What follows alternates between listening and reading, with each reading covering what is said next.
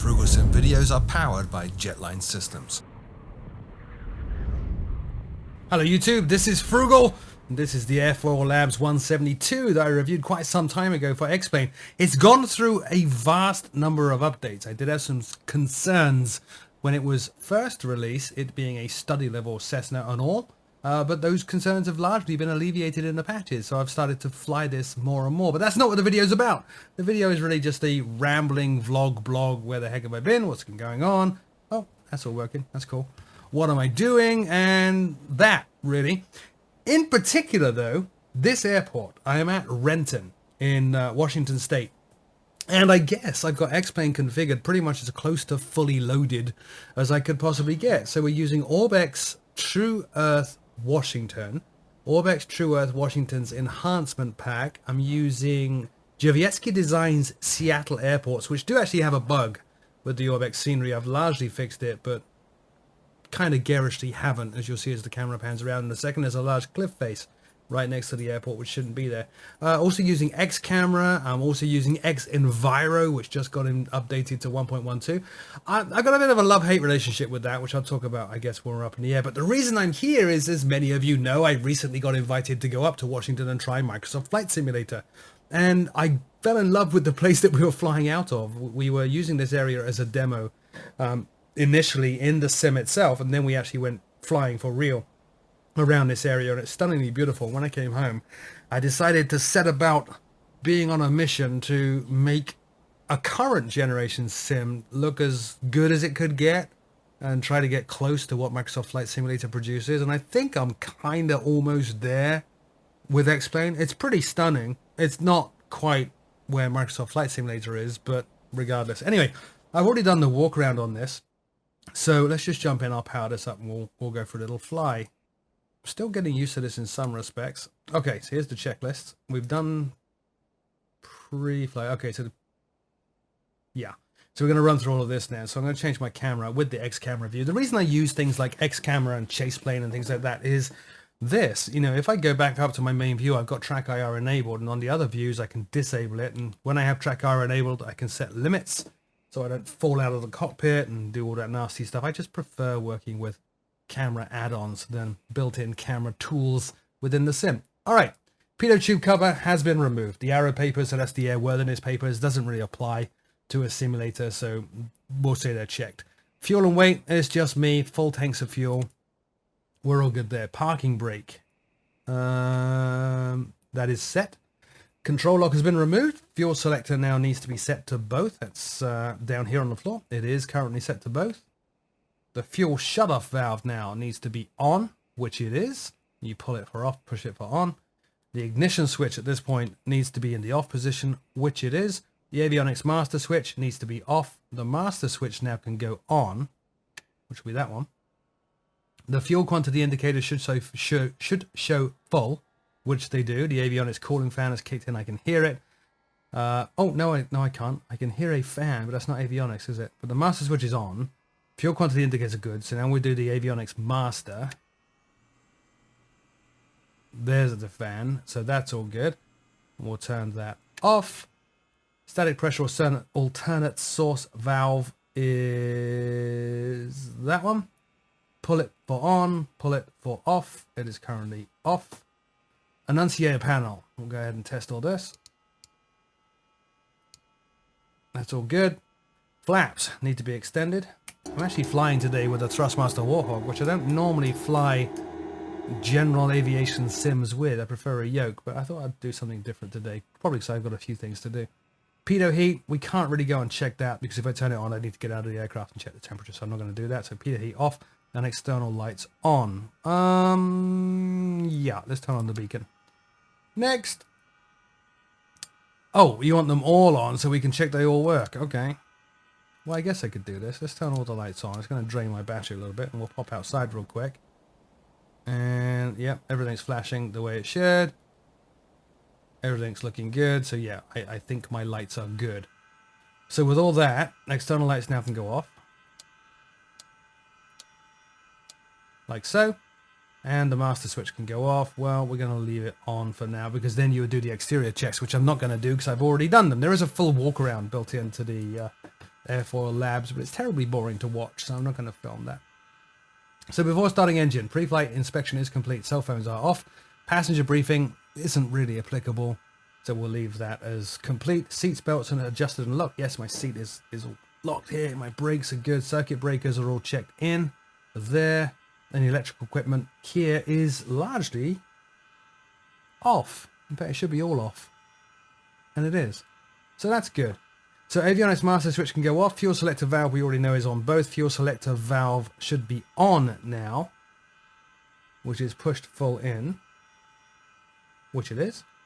Avionics circuit breakers, we did already check those, and they're fine. So now we can, well, let's turn on the beacon before we do anything else. Throttle, going to open out about 1/4 of an inch. Mixture should be to idle cutoff, which it currently is. Prop should be clear, prop clear. Beacon is on, master switch is on, we'll turn them both on, and then we can put the ignition over here to start. And once it starts, we advance the mixture to rich. The engine needs a little more prime. It actually does need a little bit more prime, so let's go ahead and do that. So mixture full rich, well hang on, let's turn on the fuel pump. Mixture fuel rich and watch the fuel flow. The engine seems ideally Now it's all primed. good, fuel pump off, and we'll try that once again. Perfect. So throttle up to 1000 RPM. There's the throttle right there. Oil pressure, check it. Here, it's in the green. And then we lean it for taxi. So I'm just going to lean it a little bit here. Not a whole lot. That is going to drop my RPMs a touch, but that's fine. Flaps, going to retract those. Avionics master on. And at this point we can turn on the radios and the GPS. So that one, that one, that one. Whoa, come on, that one. And that one. Already feels windy, the aircraft's kind of moving. So avionics master's on, radios are on, we need to obtain the ATIS, which we're going to do up here on the built-in GPS unit. In fact, I don't know how to do that. Normally I fly with Active Sky, and I'm not flying with Active Sky today. Let's look at the map. I seem to recall we can look up such things on the map. Okay, so here we are at Renton, just outside Seattle, and I think I can click on Renton. Details. ATIS 126.95. So let's go ahead and dial up 126.95. We'll just pop this out. And we'll do it here. So 126 point...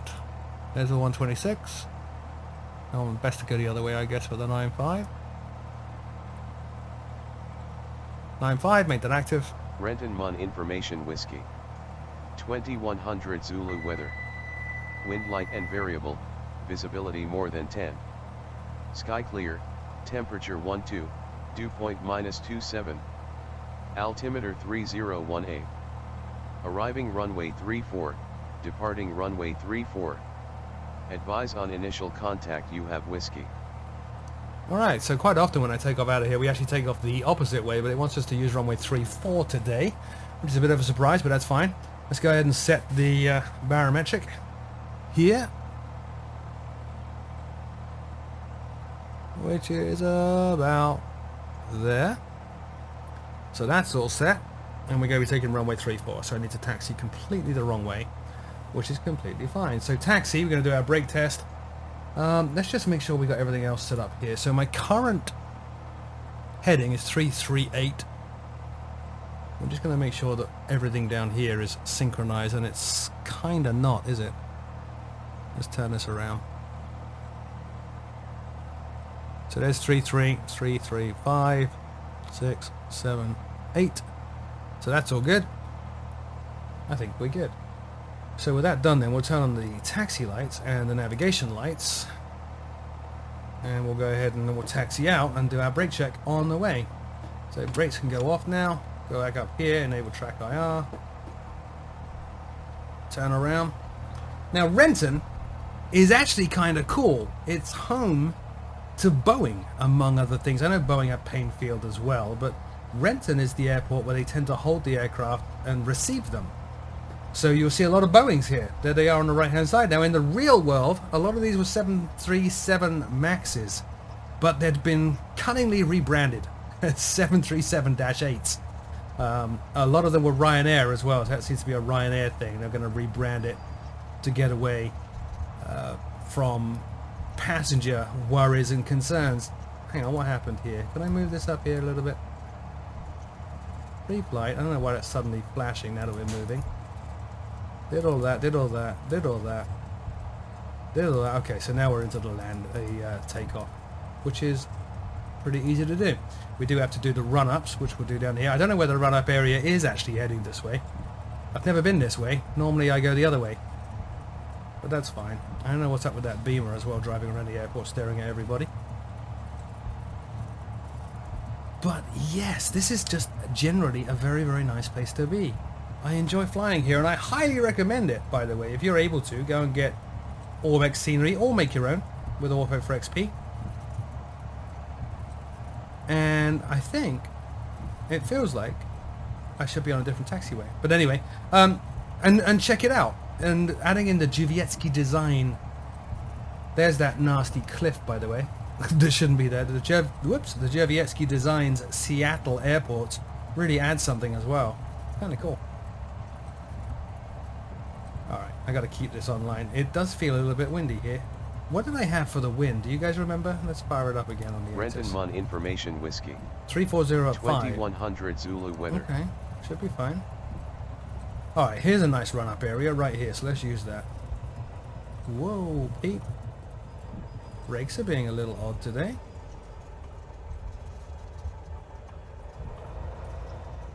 We'll just pull off here and then position the aircraft so it's not pointing at a runway. Over there is just fine, and we'll stop. So we're going to set the parking brake now. If I'm able. Come on. Alright, parking brake set. Change my view so it's easy to work with. Passenger seat backs should be upright, which they are. Seats and seat belts are good. Doors and windows should be closed and locked. I'm looking around with the mouse now, which they are. Flight controls are free and correct. We did actually check those. Flight instruments are checked. Fuel quantity, we're not leaking. It's all checked. Mixture now goes fully rich. Fuel selector valve, make sure we're on both, which we are. Throttle up to 1800 RPM.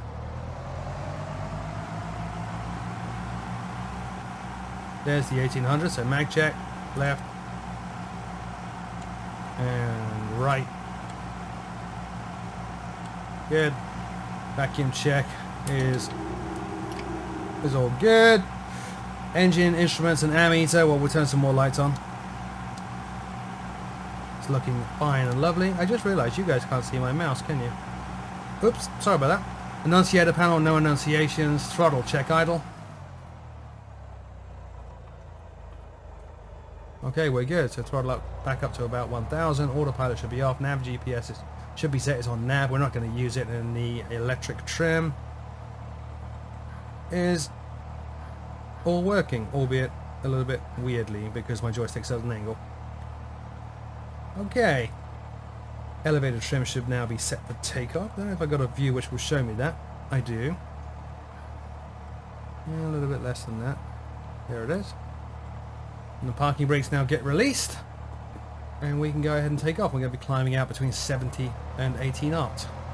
Here we go.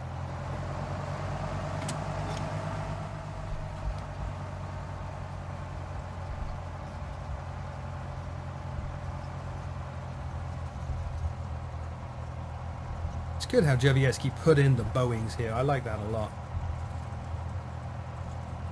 Reset my track IR there. Sorry about that. Does tend to wander a bit in X-Plane, even using an add-on like X-Camera.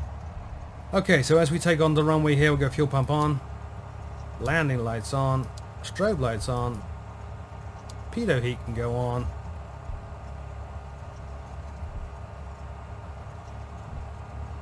And as we line up, full throttle. Do the rudder dance.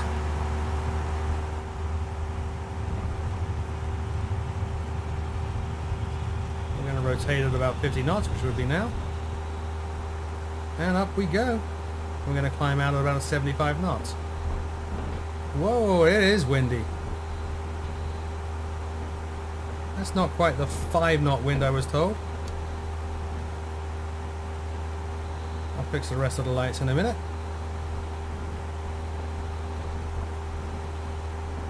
just climb on up to about 1,000 feet. Actually, we're heading up to about 3,000 feet.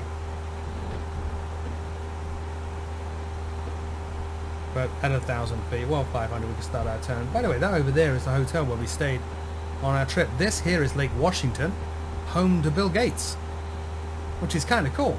I have a photo of that. Yeah, I probably should have used the yoke. This is why I don't fly with a joystick in a GA aircraft, because it's just weird.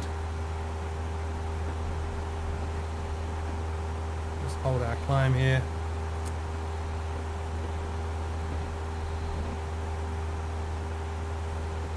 Kirkland over there. Alright, let's turn the landing lights off now and the taxi lights. Very bumpy.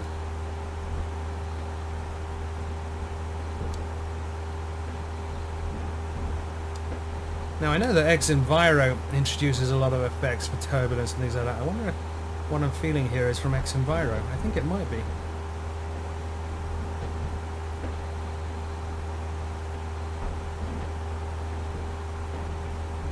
Still climbing nicely.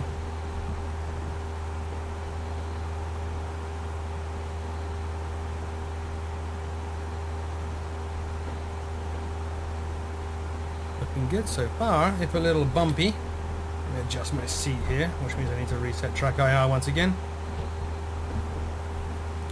I might as well move the mic a little closer. Hello.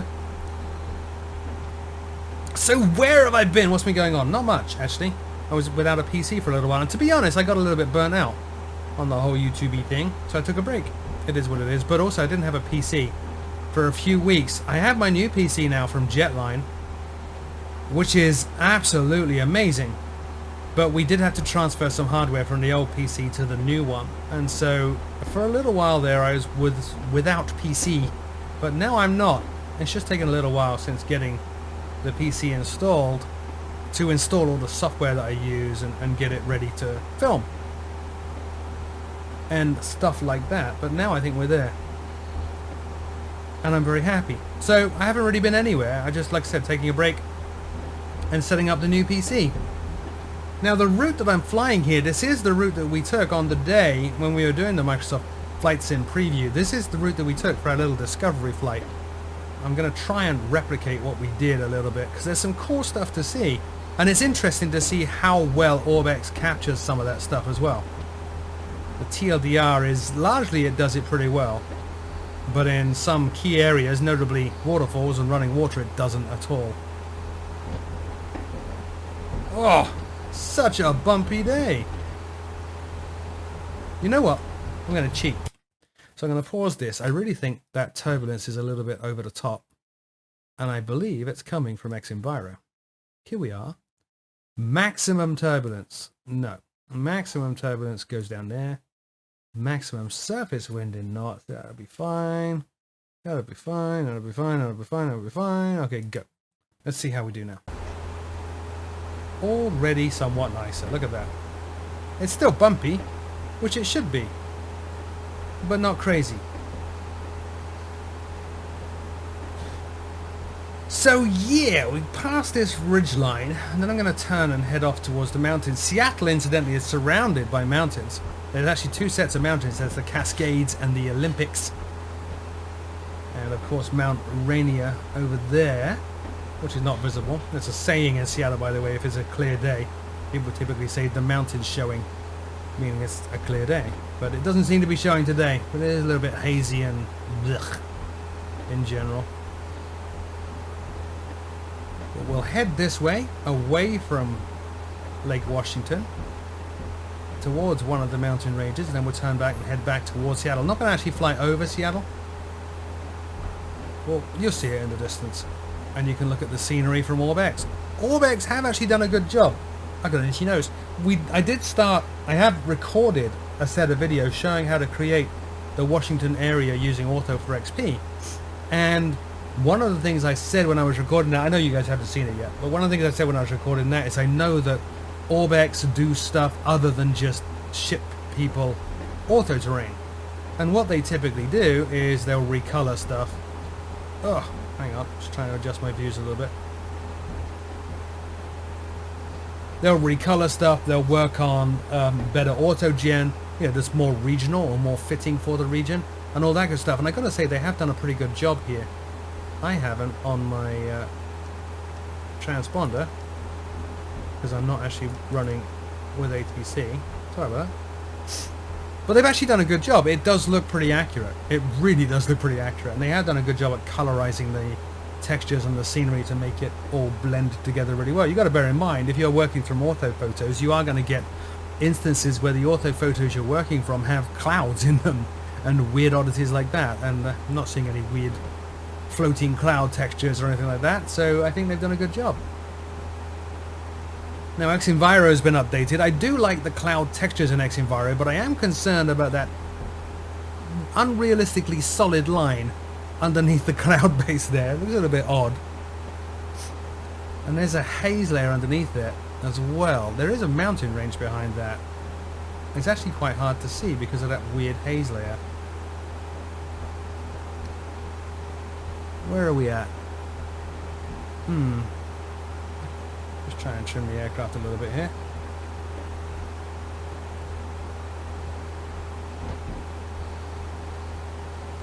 And you remember on the day flying for real, this bit, you've got mountains on the right.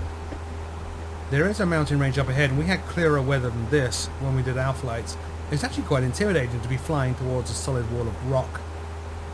I mean, of course I knew we were going to turn, and we didn't do anything dangerous and delay that turn, but it just felt a little bit strange to be doing that.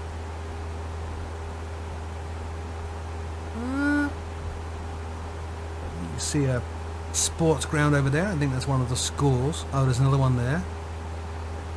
Quite a few big quite a few big universities around this area in Washington State. And quite a few very famous companies as well, like of course Microsoft, Amazon are based here, Nintendo are based here. If I'm good, I might even be able to show you Microsoft as we fly over it. We'll see how it goes. Now you can just make out through this haze layer some water up ahead, maybe. There should be a river system around here. Is that it? That's it. And at the end of the river system there's a waterfall. And we did orbit that in the real world flight. I'm going to try and find it now. I don't know how successful I'll be with this haze layer here, but I'll try it. Because that shows probably the one area where I think all scenery developers still fall down. It's nice having object flow and people flow and all that good stuff. But we still don't capture things like waterfalls very well. And naturally moving things like water. In any scenery package. No, I don't know. I don't know that I'm going to be able to find it. I had this. I tried to record this last week and I actually did a good job recording it, but then the sound broke. So I had to abandon it. That's why I'm redoing it now. And I had even more haze last week and couldn't figure out where I am. I think it's even worse today, actually. I do see the riverways there. Oh, I can't lean over enough. Should have done this in VR. Anyway, that's it for part 1. It is a bit of a rambling video, so I did cut it here. Tune in a couple of days' time for part 2, where we actually find out that XEnviro is not all it's cracked up to be, and it gets turned off, among other nightmare scenarios that happen in that video. As always, my name is Frugal. Thanks for watching, and I'll see you very soon.